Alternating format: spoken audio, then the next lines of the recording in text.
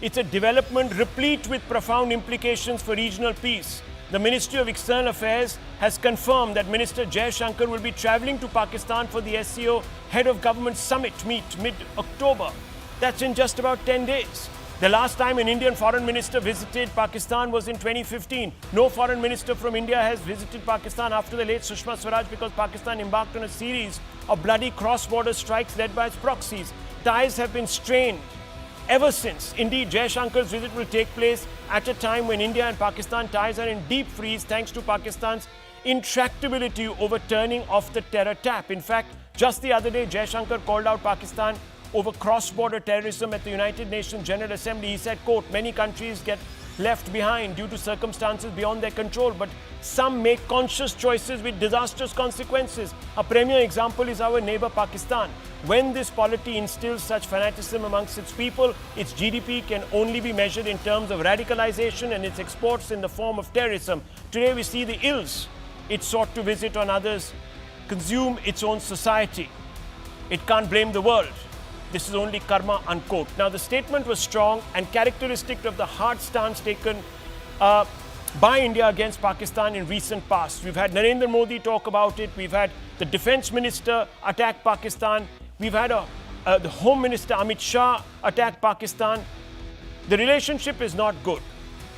So, viewers, some political parties like the National Conference are criticizing the Modi government. A few weeks ago, the NC had announced in its manifesto it favoured thawing ties with Pakistan. The NC stand was heavily criticized by the BJP. Now the MEA is deciding to sort of interlocute in some ways.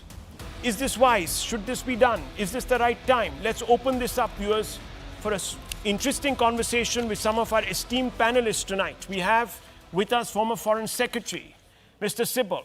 Mr. Kamal Sibal, it's a simple and straightforward question to you. What do we expect from this visit? Should we even have sent someone of the seniority of the minister? Maybe we could have sent a junior minister or perhaps a secretary-level official. Maybe we shouldn't have given the engagement such a high status, let's put it that way. What do you think of these remarks? A few things. One is that this is a meeting at the heads of government level, which means prime ministers of most countries. But we had taken a decision when we joined the SCO that our participation would only be at the heads of state meeting, where the presidents of the various countries like China and US and Russia are present. Now, at a heads of government meeting where there'll be prime ministers from Central Asian countries, if we send a very junior person, the secretary, or even the MOS, I don't think it's a good signal to Central Asians, especially. The Prime Minister of China should be there, and the Prime Minister of Russia should be there. So it's not a good signal to them. Secondly, we have to be clear in our mind why we are members of the SCO. Now, if we are members of the SCO, then we should actually obey some of the disciplines of the SCO.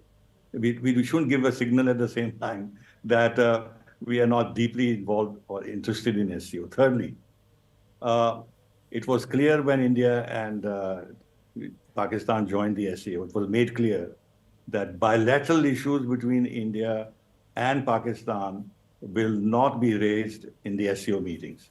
Now, if India had decided to stay away altogether, or for that matter, send a very low-level representation, it would have meant that we are introducing our bilateral problems in the SCO, which we had committed ourselves and Pakistan to in not doing. This is also not a good signal.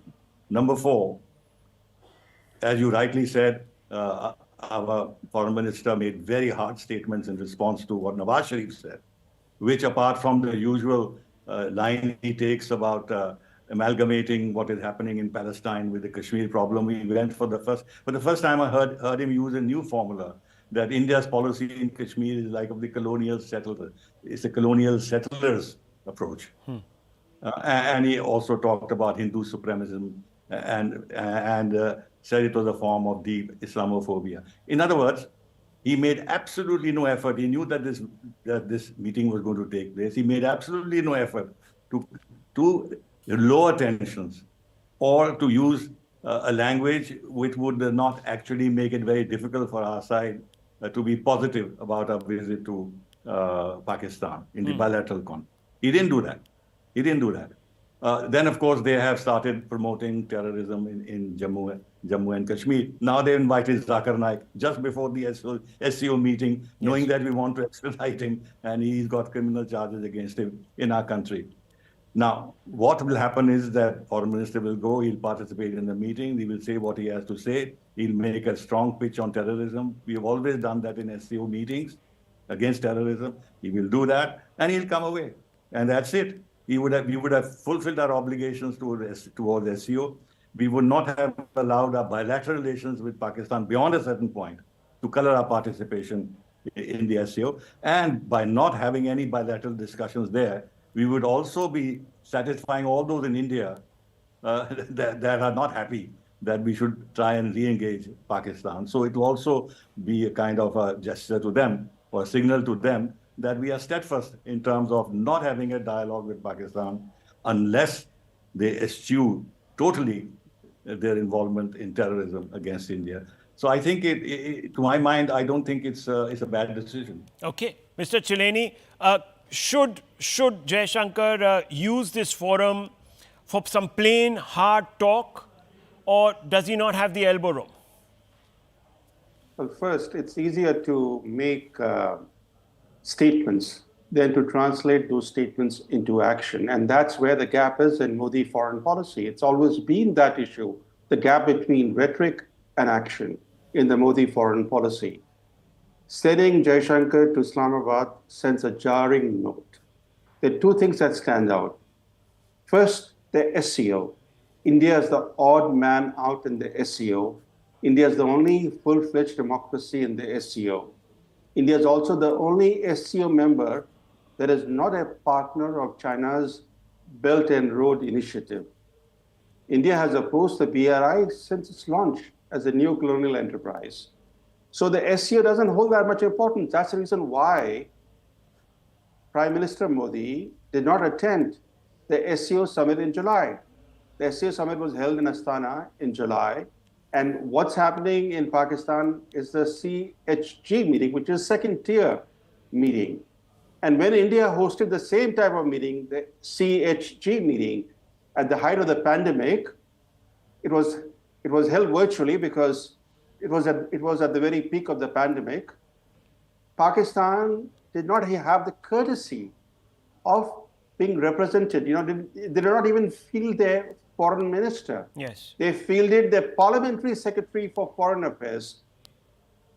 So given that background, and given, as Ambassador Sipal pointed out, that Prime Minister Sharif has just cocked a snook at India by hosting this fugitive, Zakir Naik, meeting with him personally, lionizing him. Why send Jaishankar to Islamabad? Okay, and the funny thing is, Dr. Ranganathan, that Zakir Naik is going to be there till the end of October. So, in fact, his stay in Pakistan overlaps with Jaishankar's stay, which I find quite strange, actually. I mean, if this is not rubbing someone's nose in the dirt, then I don't know what it is. You asked a good question, brother. No, look, first of all, Rahul, can I gently castigate you because you are intent upon making me lose both my thumbs. I am amidst such an exalted panel. These both gentlemen are like Dronacharyas and I feel like Eklavya. So I'm going to chop my two thumbs off. So whatever I say has to be taken with a huge rock of salt, not just a pinch. Okay. But can I just say that, in India, going to this SCO summit, it's a bit like James Bond going to a Bond villain den. I mean, if you were to draw a Venn diagram illustrating on one hand the dictatorships and on the other hand rogue and terror states, you will not be able to see the the confluence in between because they will be completely overlapping. Half the states are rogue states in SCO and the other half are terror states. What the hell are we doing there? We should have opted out of SCO, I don't know, maybe years ago. So, I completely agree with Mr. Chileni. is absolutely nonsensical and self-defeating to send our emissary to SCO. Not only that, we should immediately pull out of SCO. Okay, Mr. Sibal, how do you respond to this sort of cynicism of the SCO itself? Forget about going to Pakistan. Well, I think, we have to have a very astute balanced foreign policy. Now, as you know, we have strengthened our relationship within Quad. We just had a Quad summit in Delaware, and you look at the communique that was issued. We call Quad now a public good. We are more and more committed to Quad. We are also now going to have exercises on a U.S. Coast Guard vessel with the Coast Guards of the Quad countries. Now, the Coast Guards of United States have a responsibility for the oceans, not only for coastal security. So there is an implication in that. Now, but the short point is, when we are playing on that wicket so strongly, we need to balance that by also playing on the wickets which give us maneuverability, which gives us more scope for our diplomacy, which is BRICS and SCO, etc. Second point, SCO has Russia in it. It has Central Asian states. The Central Asian states are not terrorist states. They actually mortify by the fear of Islamism and terrorism coming from Afghanistan into their countries. They want protection against that.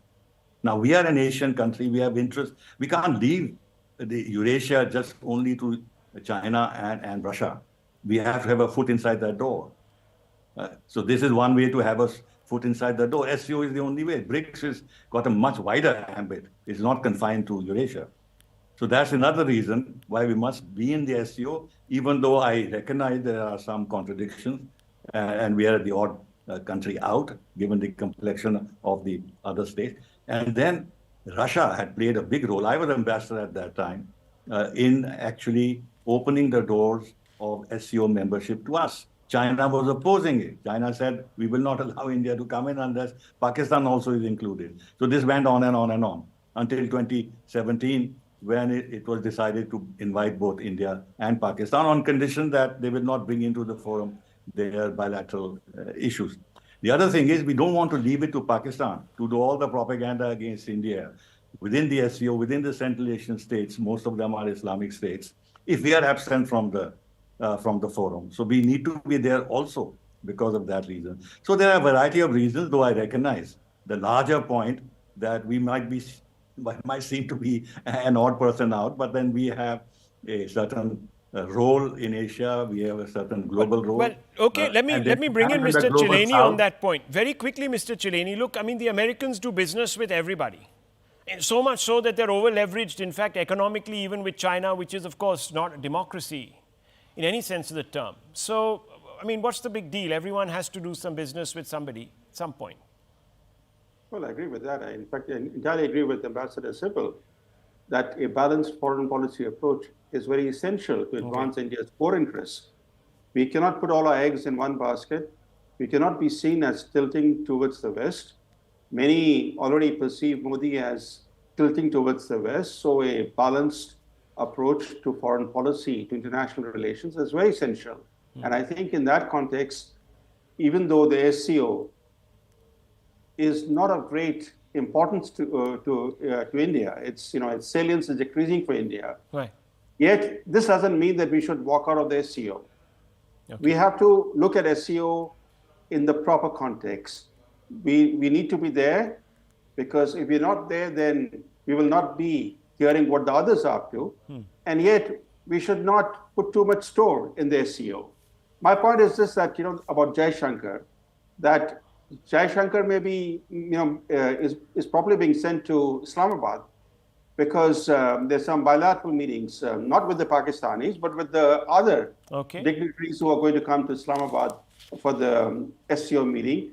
Maybe it's the fact that in the run-up to this upcoming BRICS summit in Kazan, Russia, India and China are stepping up efforts to search for a potential resolution. Right. of I mean, the- that's an of the- important of point. the- We've been of the seeing standoff. We've been Yes. seeing the lowering of the rhetoric. Yes. 30 seconds, Dr. Ranganathan. 30 seconds. I have to wrap up. Yes. No, thank you, but no thank you, Rahul, for exposing me as not being bright enough to be a diplomat. But I'll just like to say that, for the same reason that I don't want India to be in the SCO is the same reason I don't want India to be in the Commonwealth. Right.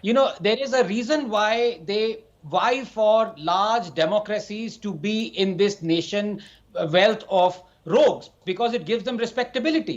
So I do agree with both these gentlemen who are erudite and who are possibly right and I'm wrong. But I just like to say this, there is a reason why I'm not a diplomat. Okay, well, look, I understand. Look, fundamentally, viewers, a couple of problems here. I don't know if you remember, but when Pakistan FM Bilawal Bhutto, he showed up in Goa for this SCO FM meet in 2023, he really misused Indian hospitality. And I just hope that the Pakistanis are gracious enough to welcome Mr. Jaishankar in a manner that befits the status of India. I just hope that the optics, at least, are parliamentary. But you can never tell in Pakistan, viewers. They might even bring Zakir Naik to talk about spiritual guidance or whatever in one of the forums. It could happen, a breakout forum, and you have Zakir Naik there. Anyhow, viewers, I don't want to lower the level of this debate. We've had an interesting conversation. We leave it at this. Thank you for watching. Lots more coming up in just a few moments.